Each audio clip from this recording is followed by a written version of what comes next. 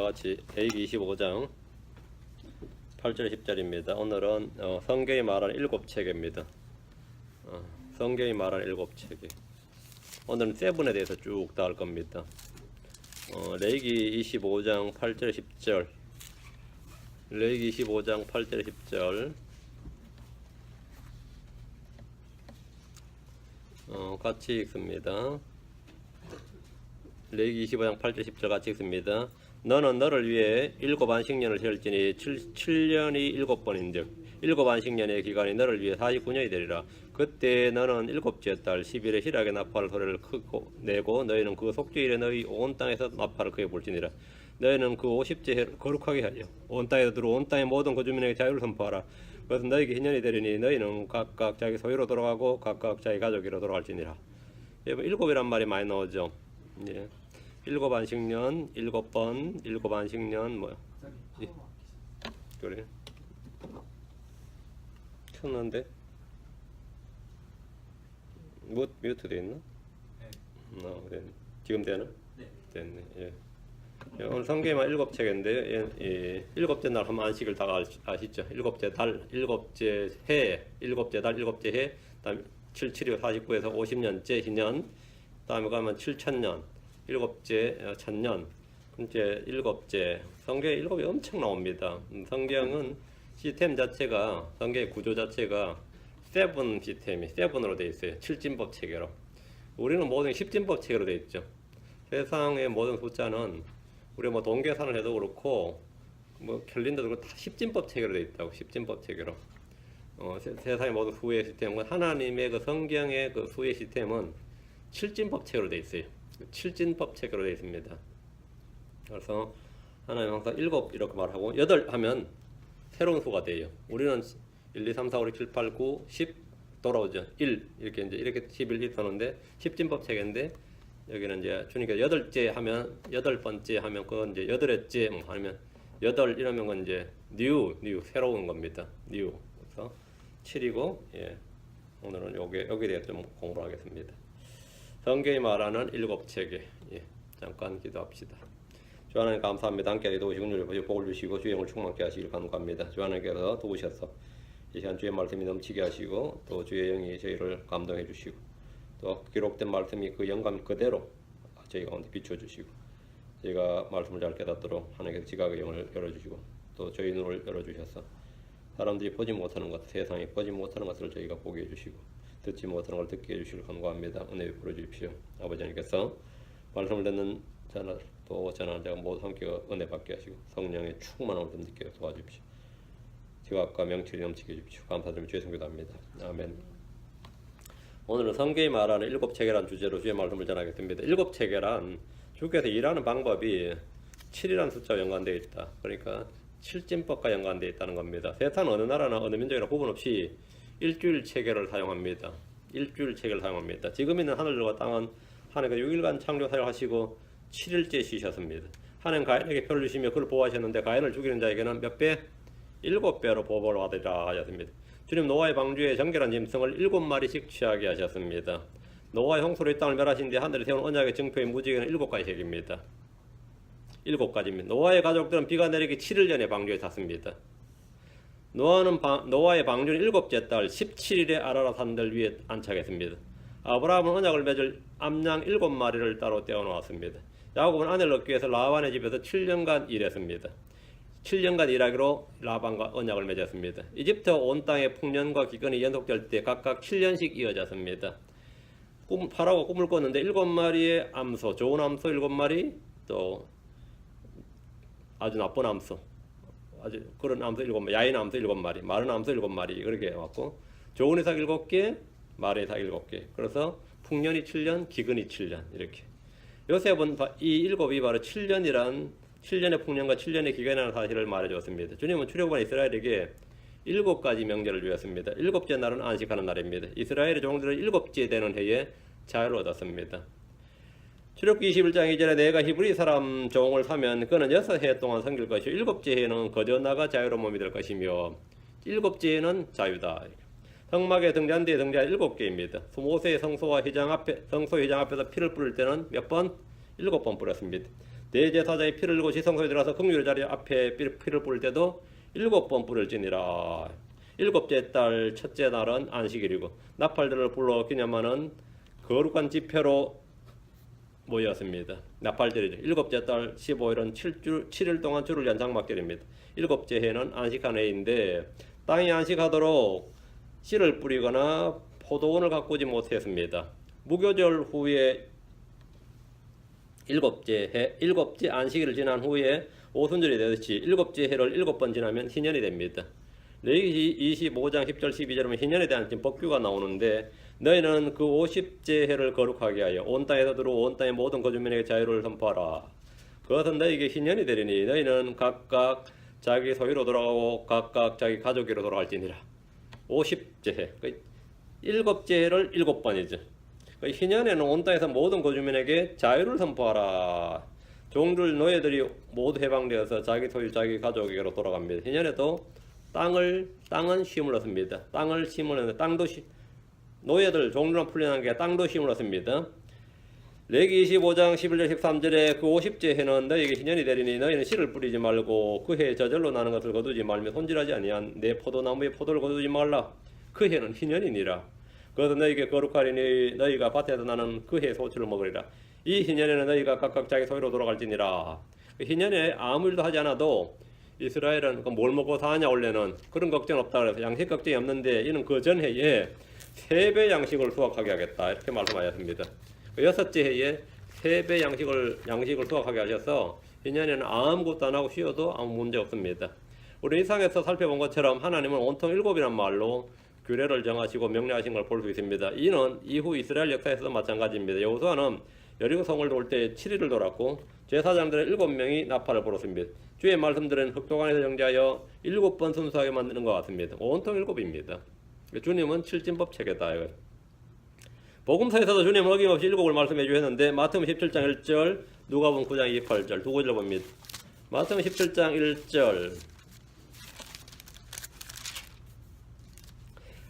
엿새 뒤에 예수님께서 베드로와 야고보와 그의 형제 요한을 취하며 따로 그들을 데리고 높은 산으로 올라가사 엿새 뒤에 이랬죠. After 6 days 엿새 뒤면 언제죠?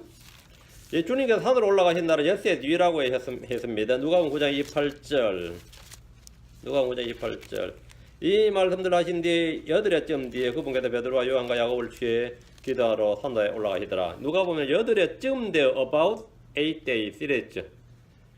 지금 잘 보셔야 됩니다. 그 엿새 뒤에 다음에 8해쯤 했으니까 엿새 후와 8해쯤 하면 언제죠? 7째 날입니다. 주께서 변화산에 올랐을 때 주님의 몸 완전히 변화되셨고 거기에 모세 엘리야가 왔고 하늘로부터 주의 음성이 있었습니다. 이것은 재림의 예표고 모형입니다. 그게 언제라고요? 7째 날이라고. 7째 날. 그럼 7,000년째에 뭐가 되는 거죠? 안식년이 되는 거죠. 안식년이 되는 겁니다. 우리는 계시록에서 7이라는 수를 너무나 많이 볼 수 있는데 7교회, 7천사, 7나팔, 7등잔대, 7등불, 7봉인, 7뿔, 7령, 7천둥, 7머리, 7장, 7군병, 전부 뭐죠? 전체가 7이에요. 그게 다 그런 예입니다. 이는 뭐냐? 이게 뭘 말하냐? 이는 주님께서 7으로 일하시는 분이다. 그 주님은 7진법 체계를 가지고 계시다. 그게 7체계입니다. 7으로 일하시는 하나의 원칙을 성경 전반에 적용하면 7세대, 7언약, 7침례, 7부활, 7심판, 7신비 등등 별별 것이 다 나옵니다. 이것은 이제 별별 7이 다 튀어나온 거죠. 이런 식으로 말씀을 올바르게 나누어 공부하는 것이 성경이 우리에게 주신 명령입니다. 이를 세상신학에서는 세대주의 이렇게 말합니다. 세대주의 이렇게 부르는데 세대주의란 말이 멋이 없잖아. 뭐 개혁주의 어때요? 보수주의, 복음주의, 근본주의, 정통, 신정통주의 뭔가 좀 그럴싸하잖아. 근데 어때? 세대주의 이게 뭐야? 이거는 완전히 욕 같단 말이야. 느낌이 별별 좋은 말 자기 좋은 말 다 갖다 붙여버리고 저쪽은 세대주의 해버리니까 뭐가 된 거죠? 이단으로 취급하려고 합니다. 성경은 우리에게 진리의 말씀을 올바르게 나누고 공부하라고 말씀합니다. 성경은 우리가 성경을 공부할 때 영적인 것은 영적인 것으로 비교해서 공부하라고 했습니다. 그런 성경을 유대인, 이방인, 하나님의 교회로 대상을 나누고 언약을 중심으로 세대를 나누고 공부하는 겁니다. 그런데 세대란 말을 정확히 이해하는 애들이 세대주의 하는 사람도 세대를 잘 모르는 것 같아요. 그 세대주의를 믿는다는 사람도, 이 그래 공부하는 사람들도 막상 물어보면 세대가 뭐냐 그러면 이 dispensation이죠. dispensation인데 이 generation하고 헷갈리는 거예요. generation하고. 그 the generation of Jesus Christ 하면 예수 그리스도의 세대라 이런 나오죠. 그건 genealogy 족복은 전혀 다른 이야기예요. generation인데 그 우리는 dispensation 이제 generation 그게 아니고 dispensation인데 경륜이란 말입니다. 이거는 period time, time period 그 시간적 간격을 말한 것이 아닙니다. 세대란 하나님의 경영방침이에요. 그러니까 이건 뭐냐면 경영방침, 경륜입니다. 경륜, 이코노미, 경제학에 나온 단어예요. 얘는 집주인이 자기 집을 자신의 뜻과 계획대로 운영해 나가는 것과 같은 말입니다. 내가 언제 취직을 하고 언제 장가가고 다음에는 언제 뭐 하고 결혼하고 자식 놓고 애들 언제까지 키우고 다음에 몇 시간에 은퇴하고 뭘 해야지 이런 뭐죠? 그게 이제 뭐죠? 그게 뭐냐면 dispensation이에요.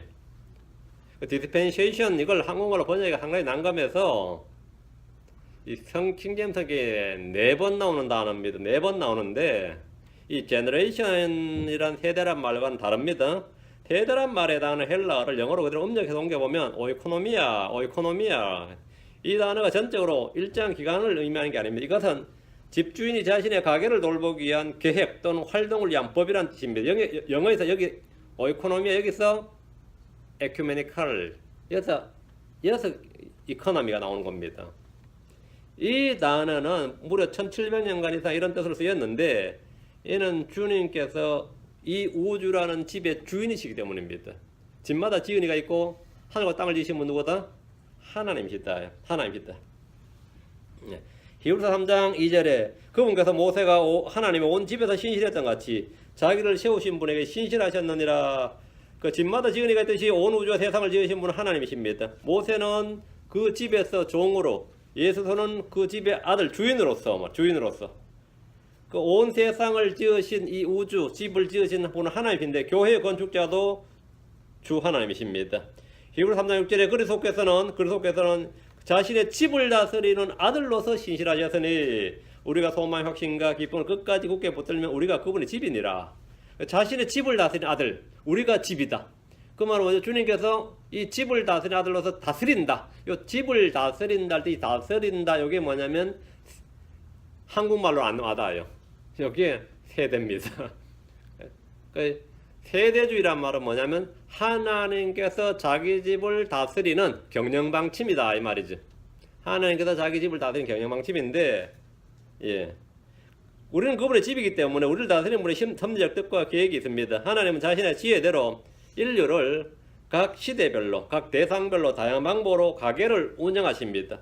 자, 내가 이제 사장이다 그러면 영업부하고 광고부는 당연히 다르죠. 총무부가 다르고 기획부가 다르고 부서가 쫙 부서마다 다 우리 회사예요. 그럼 어떻게 되는 거죠?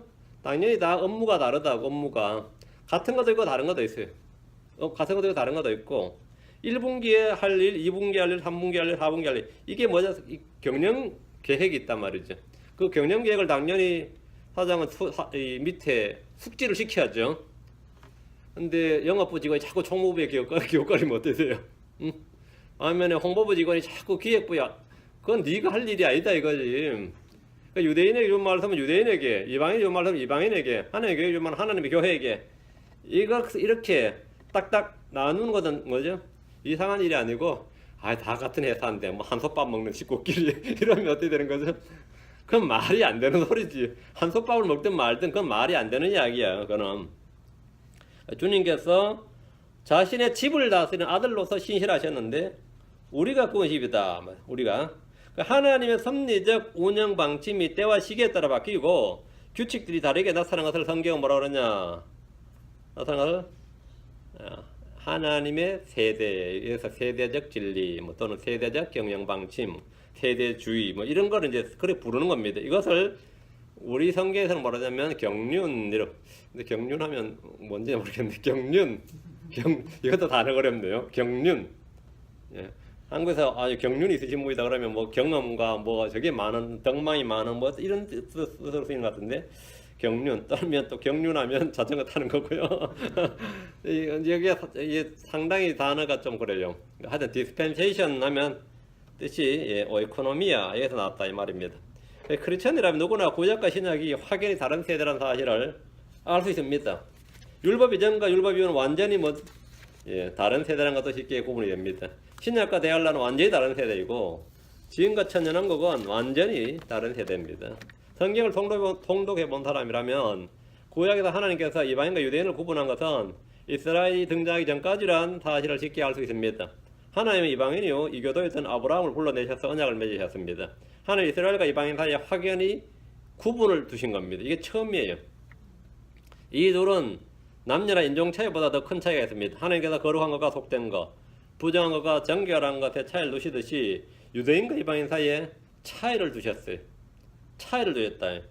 유대인과 하나님의 교회는 차이가 있습니다. 구약과 신약은 차이가 있습니다. 율법권에는 차이가 있습니다. 이런 차이를 알고 나눈 것을 이제 신학용어로 세대주의 이렇게 말합니다.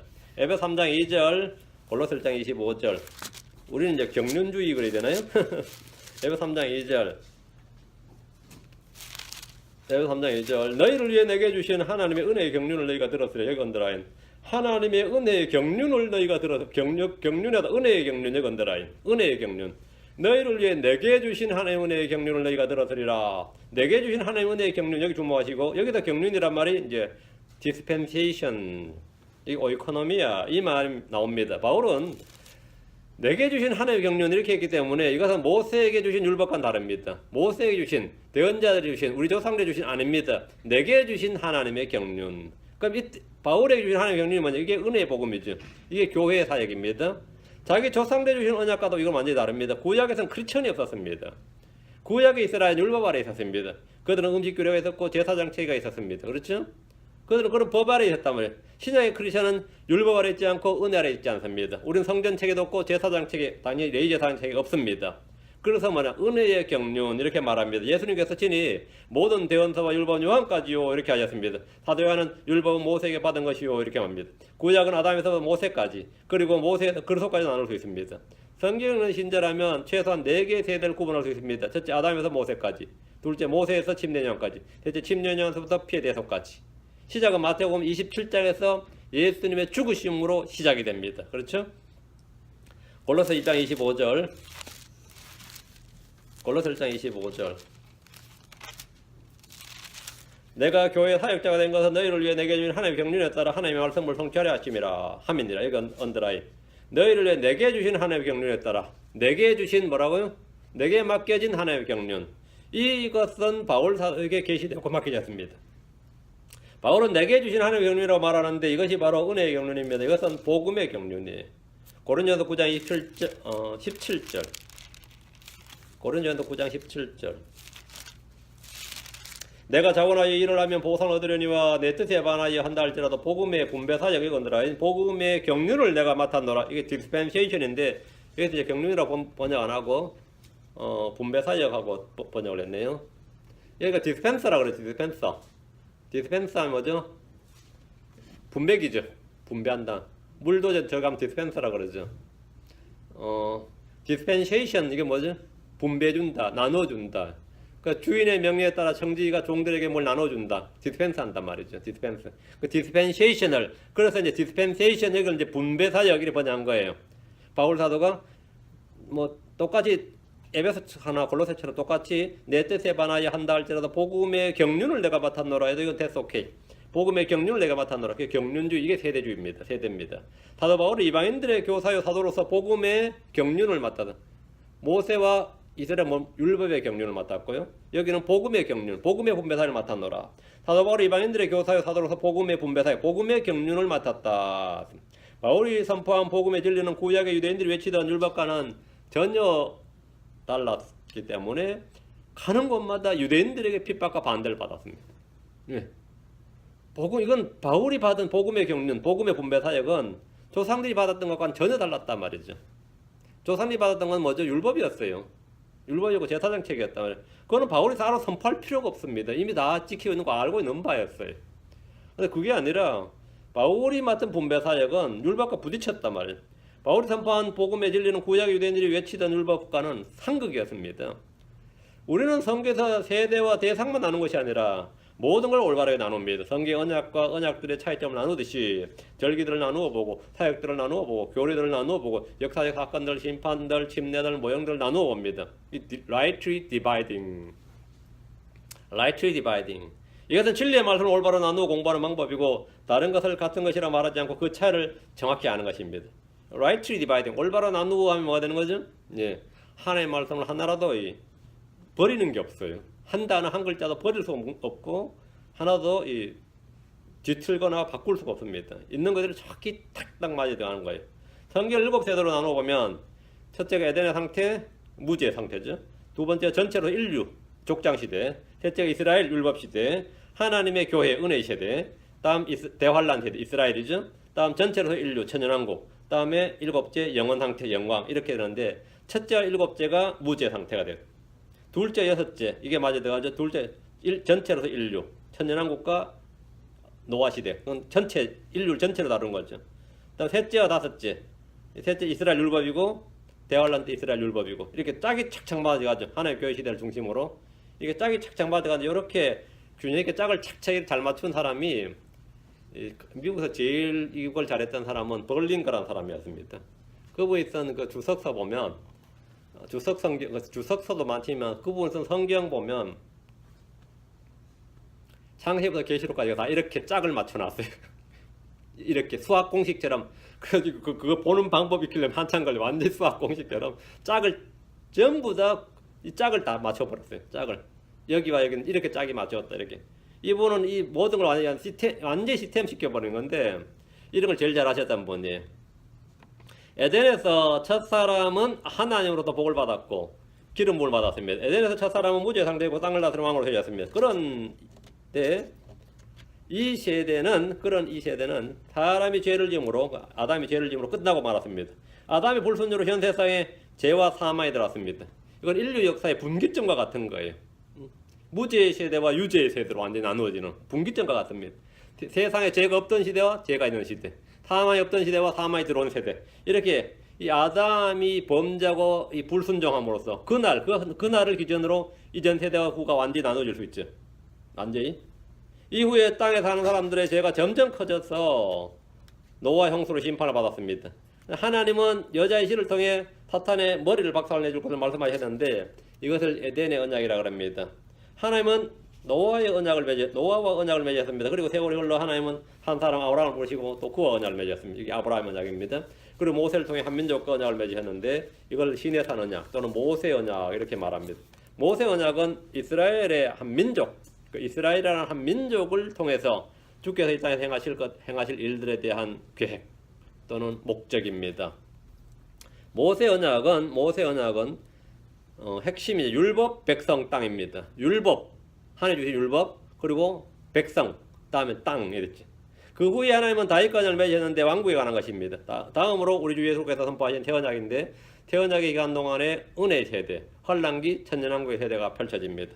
교회 시기에 성령께서 죄인에게 직접적으로 역사하는 때입니다. 성령께서 믿는 이들의 영안으로 들어가셔서 거하십니다. 마지막으로 영원한 언약, 현사 언약이 선포됩니다. 세대별로 하나님께서 사람이 주신 명령을 봅시다. 각 세대별로 주님께서 주신 명령이 있는데 모두 다릅니다. 우리는 어느 세대나 하나의 은혜와 믿음을 바탕으로 각 사람이 받은 바 지켜야 할 명령이 있고 각자 그에 따른 책임이 있다는 것을 분명히 알아야 됩니다. 소위 근본주의, 보수주의, 정통, 복음주의, 개혁주의 별소리 다 하는 그런 기독교인들, 그런 교회들, 목회자들, 신학자들 다 하나같이 주장하는 게 뭐냐면 아담이나 노아나 아브라함이나 모세나 누구나 다 할 것 없이 구약의 모든 사람은 어떻게 구원받았냐 그러면 장차 오실 예수 그리스도 오실 예수님을 바라보고 구원받았다. 그리고 우리는 이미 오신 예수를 바라보고 구원받았다. 이제 이렇게 가르칩니다. 이거는 아마 거의 98 내지 99%는 그렇게 가르칠 겁니다. 노아가 장차 오실 예수 그리스도를 바라보고 구원받은 것 같아요. 어떤 것 같아요? 여러분 생각에 아니면 아담이 장차 오실 예수 그리스도를 바라보고 아벨이 장차 오실 예수 그리스도를 바라보고 에녹이 장차 오실 예수 그리스도를 바라보고 복음을 미리 보고 구원받았다 이거예요. 이건 거의 꾸며낸 소설을 넘어 상상력의 소산물입니다. 하나님께서 에덴에 둔 아담에게 주신 명령은 그래서의 복을 믿을지니라 그게 아니고 선악을 알게 하는 나무에서 나는 것을 먹지 말라. 그 나무에서 나는 것을 먹는 날에는 내가 반드시 죽으리라. 이 한 가지 명령입니다. 아담이 주께 받은 복과 은혜와 영광과 생명, 왕으로서의 지위와 건세를 계속해서 누리고 살고 싶다면 이 명령 한 가지만 순종하면 됩니다. 이 명령 한 가지만 순종하면 돼요.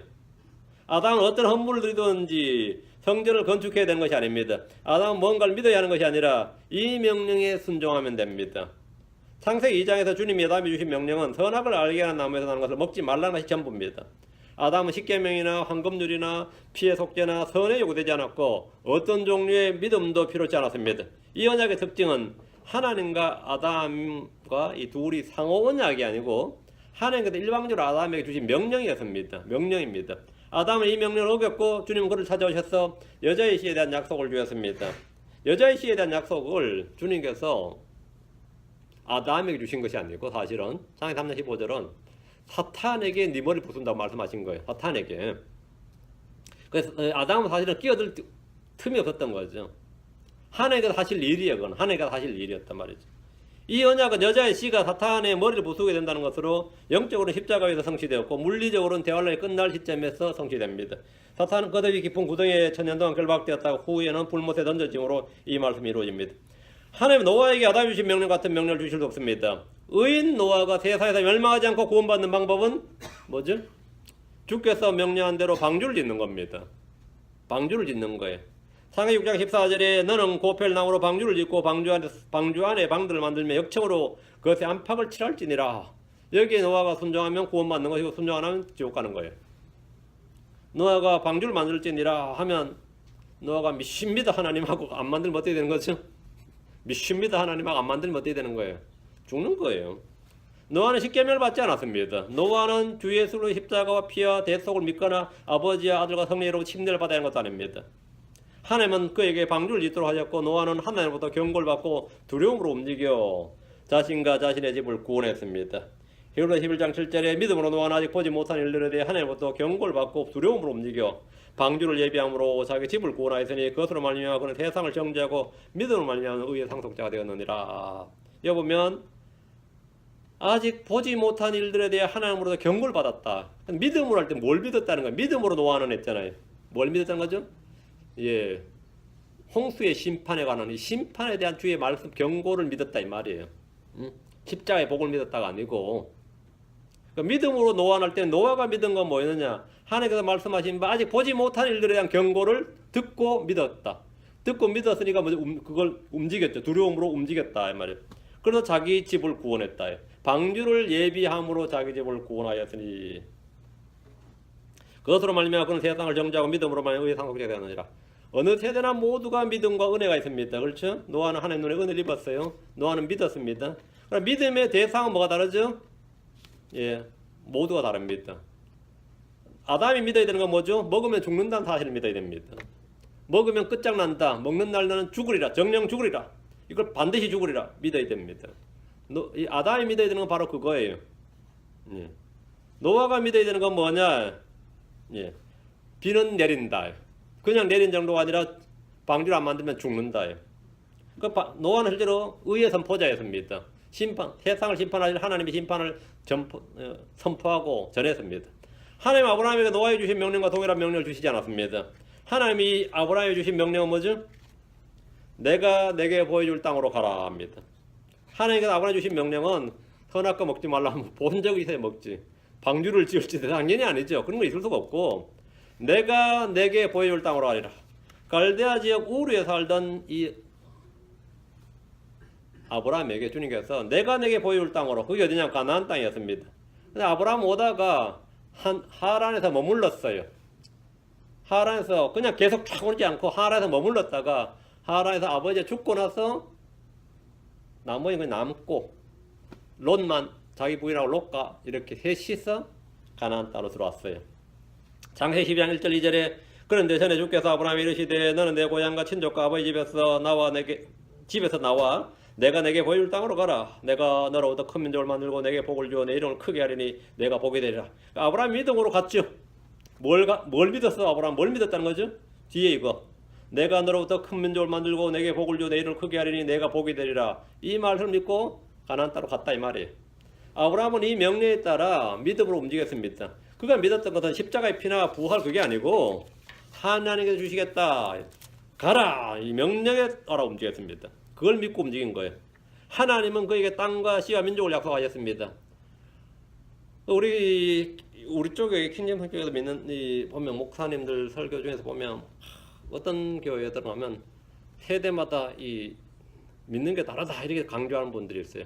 그럼 또 이거 반대편에 또 그쪽 사이가 안 좋은 목사님들은 그런 교회들에서는 야 세대별로 구원 방법이 다르다고 가르친다 하면서 정죄돼요. 저런 완전 이단이다. 이단이라 찍어 이제 그쪽 교회 못 가고 자기 교회 오겠지. 그렇게 하려고 그런 거겠지. 다 그 음흉한 속셈들이 있어요. 그 충분히 이해가 충분히 그 아무것도 안 해본 문제 실제로 보면 그런데 그거 가지고 막 싸워요 보면. 내가 좀 한심한 놈들 많죠. 하나님 모세에게 율법을 주셨습니다. 이스라엘은 십계명을 비롯한 율법을 지켜야 됩니다. 율법을 지켜야 돼요. 율법을 지키면 복을 받고 어기면 저주를 받습니다. 이스라엘이 이집트 땅에서 율법을 지킨 적이 있느냐 없느냐? 당연히 없습니다. 받지도 않는 율법을 어떻게 지켜요? 율법을 받은 다음에 율법을 주실 때 하나님께서 모세에게 모세를 중보자로 세워서 내가 율법을 주면 내가 지키겠느냐 했을 때 이스라엘 지키겠다고 해서 주신 거예요. 지키겠다고 주시고 나서 하면 다 피로 언약을 맺었어. 한마디로 말하면 서로 상호 계약이 맺어진 겁니다. 하나님과 이스라엘은 상호 계약이에요. 그 일방적인 명령 약속이 아니라 상호 계약이에요. 지키겠느냐? 예, 지키겠습니다. 아멘 할지니라 아멘 이렇게. 그 하나님께서 혹시 못 들었다 난 아니다 남 하나님 뭐 옆집 아저씨는 아멘 했지만 저는 안 했습니다 할까봐 한 구절 할 때마다 주님께서 아멘 할지니라 하고 아멘 할지니라 아멘 이 조목마다 했습니다. 여러분이 만약에 이 리알토 한 명만 해도죠 제대로 된 계산 쓰면 A, B, C, D 아티클이 쫙 있죠. 거기마다 다 읽고 설명해주고 옆에다가 이니셜 하세요 그러죠. 항목마다 다 이니셜 하게 한다. 항목마다. 그래 내가 설명을 했다. 설명 의무를 다 했다요. 그리고 그 설명을 다 알아듣고 마지막에 이제 자기 이름 쌓여놓고 하는 거죠. 항목마다 다 이니셜 하게 해요. 그리고 나서 마지막에 자기 하지. 뭐 우리나라는 뭐 사람 대충 여기 하세요 여기 하세요 자기가 뭐 마킹펜 다 해놓고는 여기다 다 사인하라고 하고 읽지도 않고. 근데 그거는 이제 사실은 불법 계약입니다. 그래서 하나님께서 이 모세를 세워 놔서 말이죠. 이 6지파씩 딱 나눠 가지고는 항목마다 아멘 할지니라 해가지고 다 계약을 맺어서 나 모세를 통해 마지막에 피를 뿌려 가지고 언약을 맺은 거예요. 그전 사람들은 언약을 맺지도 않았는데 언약을 지켰다면 말 자체가 안 되죠. 율법의 명령을 받지도 않는데 무슨 명령을 지켰어요. 그리고 어떤 분이 그런 말이죠. 저도 마찬가지인데 모세 이전의 이스라엘은 그 아브라함, 이삭, 야곱 다 마찬가지인데 할례의 계명 외에는 없었어요. 그러니까 아브라함은 안식을 안 지켰습니다. 안식을 지키라는 명령이 주어지질 않았어요. 아브라함은. 그러니까 아담부터 다 그 율법을 지켰을 거 생각하는 거는 완전히 무지와 오릅니다. 율법을 지키면 복을 받고 어기면 저주를 받습니다. 십계명은 지키라고 주신 것이지 하나님께서 명령을 주신 것은 뭐라고? 지키라고 주신 것이지 믿으라고 주신 것이 아닙니다. 명령은 지키라고 주신 거예요. 믿으라고 주신 것이 아닙니다. 지키라고 이 율법 특징은 내 마음속에 형제를 막 죽이고 싶은 마음이 아무리 있어도 그걸 계속 억누르고 자기를 부인하고 안 하고 그걸 이겨내면 그건 의가 되는 거예요. 그런데 신약에서는 막 죽이고 싶으면 미치겠는데 안 죽였어. 그러면 의가 되는 게 아니라 죄야. 내 속에 막 이 형제가 이러면 죽이고 싶다 이거. 그런데 나는 결국은 안 죽였으면 주님 하면은 하나님께서 잘했도다 그게 구약에서 잘했도다예요. 응? 그 구약에서 그 율법을 지킨 겁니다. 그걸 다 이겨내고 지켰으면 그 사람의 뭐가 된 거예요? 의가 돼요. 신약에서 내가 형제를 막 미워하는데 죽이진 않지 물론. 죽이진 않아요.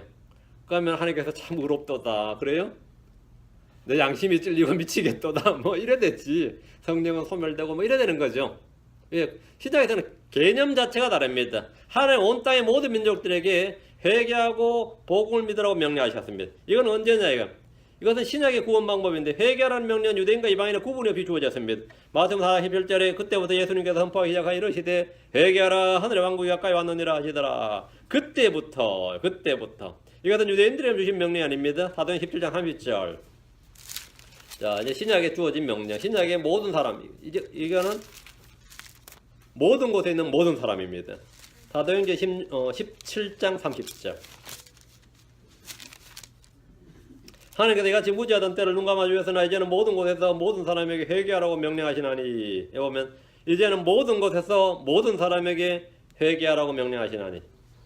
이제는, 그럼 전에는 어떤 거예요? 아니었던 거죠. 이제는 여기 언더라인. 이제는 모든 곳에서 유대 땅, 사마리아 땅, 예루살렘 구분 없이, 이방 땅 구분 없이 모든 곳에서 모든 사람에게, 유대인, 사마리아인, 이방인 구분 없이 모든 곳에서 모든 사람에게 회개하라고 명령하시나니. 회개는 이제 모든 사람에게 주어진 명령입니다. 지금 이 시대의 모든 사람은 다 회개하라는 명령을 받았습니다.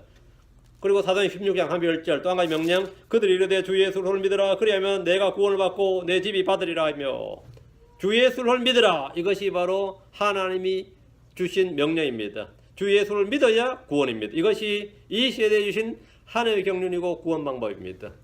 노아에게 방주를 지으라고 했던 것처럼, 아브라함에게 내가 내게 보여줄 땅으로 가라고 했던 것처럼, 모세에게 십계명을 지키라고 했던 것처럼, 오늘날 우리는 회개하라. 또 한 가지 명령 뭐라고요? 주 예수를 믿으라. 회개하라. 그리고 복음을 믿으라. 이것이 지금 오늘날 우리에게 주신 명령입니다. 이거 지키면 여러분 구원받습니다. 이거 지키면 여러분 구원받아요. 회개하고 복음을 믿으면 구원받아요. 나라면 선악을 안 먹었을 텐데, 나라면 그때 방주에 탔을 텐데, 그건 다 쓸데없는 소리고, 지금 해야 될 주신 명령은 뭐냐? 하나님의 경륜이에요. 이게 바로 오이코노미아예요. 이게 디스펜테이션입니다. 이 시대에 주님 주신 명령은 repent and believe. 하나님은 대환란 때의 세상 사람들이 짐승의 표를 받지 말고 하나님의 명령들과 예수를 믿어야, 예수님의 믿음을 지켜야 한다고 말해요. 언제까지? 끝까지 견딘 자는 구원을 받으리라. 계시록 12장 17절, 14장 12절. 이게 전부 다 다르구나. 이게 다르구나 하고 이 차이를 아는 게 뭐냐? 이게 지혜입니다. 다르구나. 관계없어요. 어느 시대나 예수만 믿으면 돼요. 그러면 그거 진짜 황당한 소리예요. 계시록 12장 17절. 영이 여자에게 진노하여 그녀의 시중에서 남은 자들 곧 하나님의 명령들을 지키고 예수로의 증언을 가진 자들과 전쟁하려고 하니라. 여기 보면 하나님의 명령들을 지키고 예수로의 증언을 가진 자들, 대환란 시대의 사람들입니다. 이들은 환란 성도들인데 남은 자들이란 말을 주목하시고, 남은 자들, 이 시대 이스라엘의 남은 자들은 주 예수를 믿는 자들입니다. 대환란 때 이 남은 자들은 누구냐? 하나님의 명령과 예수의 증언을 가지고 지키는 자들입니다. 언제까지? 끝까지. 계시록 14장 12절. 여기 성도들이 인내가 있나니 곧 여기 하나님의 명령과 예수님의 믿음을 지킨 자들이 있느니라 하더라. 하나님의 명령들과 예수님의 믿음을 지키는 자들. 자, 하나님의 명령들을 어떻게 지켜요? 이스라엘은 다시 하나님의 명령들을 지킨다예요. 왜?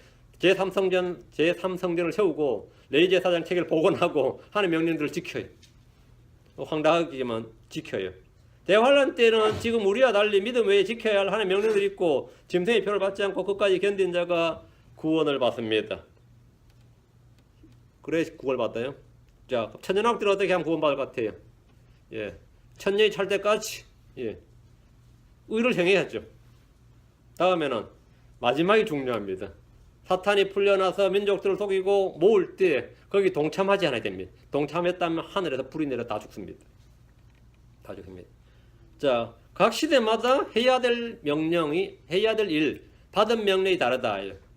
이제 성경에 말한 7책에 대해서 공부합니다. 그동안 공부한 것들을 이제 간략하게 정리하는 겁니다. 7세대는 에덴의 상태, 자, 전체로서 인류 족장시대, 그다음에 이스라엘 율법시대, 하나님의 교회, 은혜시대, 그다음에 이스라엘 대환란 시대, 그다음 전체로서 인류, 천년왕국 시대, 다음에 영원상태, 영광의 시대입니다. 성경 7책에는 성경 7에 따라 일하신 주님의 경륜에 관한 것인데, 자, 정리합니다. 7날, 7번째 날은 안식일입니다. 하나님 7째 날에 복을 주시고 쉬셨는데, 하루가 천년 같다 하면 7째 날에 해당하는 7천년째가 천년왕국이 됩니다. 7번째 주의 오순절을 지킵니다. 7째 달에는 3번의 중요한 명절을 지키는데 나팔절, 속죄일, 장막절입니다. 6년이 지나고 나면 7년째 땅의 안식을 위한 안식년이고 종들을 내보내는, 풀어주는 자유입니다. 7해를 7번 지나고 나면 환희의 해, 희년을 선포합니다. 6천년이 지나고 7천이 될 때는 천년왕국입니다. 안식의 땅인데 이사야 14장 7절에 온 땅이 안식을 누리며 조용하니 그들이 소리 내어 노래하는도다. 온 땅이 안식을 누리니 이게 바로 천년왕국입니다. 7세대의 지구가 있습니다. 다음 7세대의 지구. 땅은 7번. 지금 7에 다 맞추는 겁니다. 창세기 1장 1절에서는 처음 하늘과 땅, 오리지널 얼스, 하나님께서 처음 만든 하늘과 땅입니다. 창세기 1장 2절에서는 두 번째 땅입니다. 물속에 잠겨있는 땅입니다. 창세기 1장 3절에서 6장까지는 세 번째 지구죠. 물에서 나와서 재창조된 땅입니다. 창세기 7장에서 9장까지는 네 번째 땅인데 홍수에 잠긴 땅, 대홍수에 잠긴 땅입니다. 창세기 9장부터 계시록 19장까지는 다섯 번째 지구, 홍수 이후의 땅, 지금 이 땅입니다.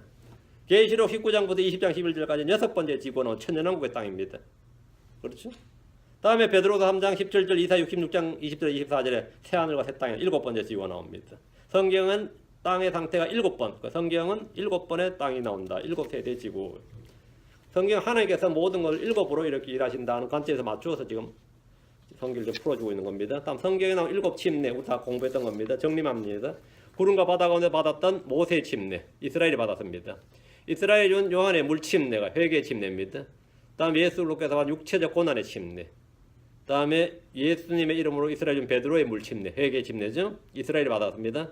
다음 이방인들을 위한 사도의 물 침례, 아버지 아들과 성령으로 하는 침례, 우리 크리스천들이 받습니다. 다음에 불신자들이 받는 불침례가 있고요.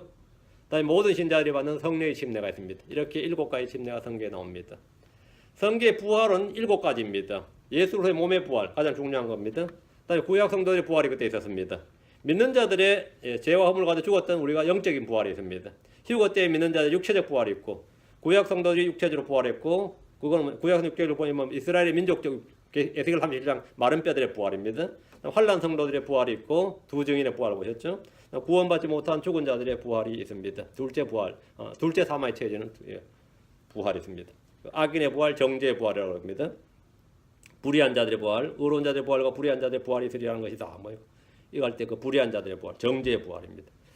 다음 성경의 7 심판은 이것도 우리가 이제 공부했습니다. 갈보리에서 죄에 대한 심판이 있었고, 신자들이 매일 자신에 내리는 심판이 있고, 환란 때 이스라엘 내리는 심판이 있고, 재림 때 민족들의 심판, 갈보리에서 사탄에게 행해진 심판이 있고, 백보자 심판에서 세상에 내려진 심판이 있고, 천사들의 심판이 있습니다.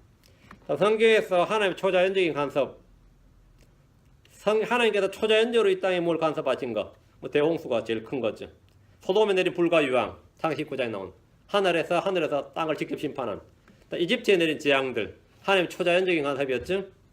다음에 요단강이 갈라지는 거, 하나님께서 요단강을 갈라버린 거. 여호수아 때 태양과 달의 멈춤, 이것도 초자연적인 간섭이었습니다. 히스기야 때 해를 뒤로 돌렸던 사건. 다음에 십자가에 못 박힐 때 해가 빛을 잃었습니다. 해가 이거 초자연적인 사건이죠. 이런 것도 하나님께서 초자연적인 간섭인데, 이 모든 일들은 대환란 때 여러분이 다 볼 수 있을 겁니다. 여러분이 보면 안 되겠구나. 위에서 봐야 되겠구나. 이 땅에서 보면 큰일 나겠네요. 예. 성경의 7 언약은 다음 같습니다. 방금 공부했던 대로 에덴의 언약, 아담의 언약, 노아의 언약, 아브라함의 언약, 모세의 언약, 그다음 다윗의 언약이 있고, 새 언약, 마지막 언약, 새 언약, 예수로서의 새 언약이 있습니다. 다음 성경에서 하나님이 가신 7 처소, 주님께서 가신 7 처소 하면 장막, 성막, 성소, 주의 집, 성전, 예수로서 몸, 다음에 성도들의 몸, 우리 몸이 그 성전이죠. 이렇게 주님이 가시는 7곳이 7 처소가 있습니다. 성경에 나오는 7 예언의 7 기간 하면 아담에서 아브라함까지, 아브라함에서 모세까지, 모세에서 요엘까지, 요엘에서 말라기까지. 그럼 요엘 설교주로 이제 그 전 뒤 일어나는 겁니다. 지상에서 예수 그리스도의 상해가 있고, 예수 지상에서 성령의 그래서 몸된 교회 안에서, 다음에 모세와 엘리야 14만 4천 명의 증인들과 함께 계시록 5장부터 19장까지 이렇게 예언의 7개가 나눌 수 있고, 창세기에서 7 시작하면 하늘과 땅의 시작, 동물과 식물의 생명의 시작, 사람의 시작, 죄의 시작, 구속의 시작, 인류의 민족의 시작, 언약의 시작. 하여튼 모든 게 이렇게 7법으로 착착 나오면 이 7진법 체계로 됩니다. 7진법 체계가 되는데, 창세기에 나타난 그리스도 예표 7 하면은 아담, 첫사람 아담, 예수는 둘째 아담이죠. 아벨, 의로운 사람은 첫 번째 죽은 사람이죠. 처음 죽은 사람, 의로운 사람, 대언자. 예수로서 바로 선한 목자로서. 다음 도살당한 양. 다음에 노아의 방주, 독생자 이삭, 다음에 요셉, 멜기세덱. 이렇게 7이 창세기에서 예수를 가장 잘 예표하는 7입니다. 그럼 창세기에 나타난 적그리스도를 예표하는 7은 가인과 그의 표, 함과 그의 저주, nim노과 바벨론, 라반과 시리아, 이스라엘, 이스마엘, 이삭을 괴롭힌 이스마엘, 이스라엘을 괴롭히는 누구? 이스마엘, 다음 에서, 야곱의 적 에서, 야곱을 죽이려는 에서, 다음 파라오. 파라오는 처음엔 아니었지만 출애굽할 때 적그릇의 모형이 되었습니다. 환란 때도 적그릇은 중간에 이스라엘을 통해 이스라엘을 향해서 돌아섭니다. 그래서 이스라엘 죽이려고 하는데 그게 그러다가 자기가 멸망하죠. 바로 그 파라오가 적그릇의 모형입니다. 창세기에 나타난 7 적그릇의 모형입니다. 가인, 함, nim노, 라반, 이스마엘, 에서, 파라오. 성경에 나오는 7사의 주요 인물을 하면 아담과 이브, 가인과 아벨, 에녹과 노아, 롯과 아브라함, 이삭과 이스마엘, 야곱과 에서, 요셉과 유다. 하여튼 이런 식으로 여러분이 전부 다 성경 전체에서 7체계로 나눈 건데 이걸 성경에서 뭐라 하냐면 7체계 이렇게 말합니다. 7체계. 우리 이외에도 얼마든지 7에 관련된 뒤에 말씀과 사역을 찾아볼 수 있습니다. 하나님께서는 7으로 일하신다. 7으로 일하신다. 이방인들은 우리 세상은 10진법 체계를 쓰고 사람들 10진법 체계를 쓰고 하나님은 예언의 플랜에서 또 하나님 자신의 사역에서 모든 진리를 7으로 계시하신다. 이렇게 볼 수 있습니다. 그래서 7체계라는 걸 오늘 배웠는데 성경에 이런 구조로 되어 있다. 이렇게 정리하시면 되겠습니다. 오늘 여기까지 하겠습니다. 기도합시다. 주 안에 감사합니다. 하나님께서 함께 도우시고 은혜를 베푸시고 복을 주셔서 오늘 선포한 말씀에 기름 부어주시고 듣는 모든 한들에게 깨닫는 마음을 주시길 간구합니다. 늘 저희 말씀 침내기 위해서 말씀이 더 풍성하게 선포될 수 있도록 주님께서 이곳을 사용해 주시고 또 이곳에 모이는 모든 혼들에게 참으로 영적인 양식들을 공급해 줄 수 있도록 힘을 주십시오. 아버지 하나님께서 보존하신 하나님의 말씀, 이 영감 있는 주의 말씀이 이 책에만 기록된 것이 아니라 저희 마음판에도 동일하게 기록될 수 있도록 해주시길 간구합니다. 듣는 모든 한들에게 지혜와 명철을 부어주시고 우리 주 예수를 아는 지식에도 점점 자라도록 인도해 주시옵소서. 감사드리며 주의 승기도합니다. 아멘. 아멘.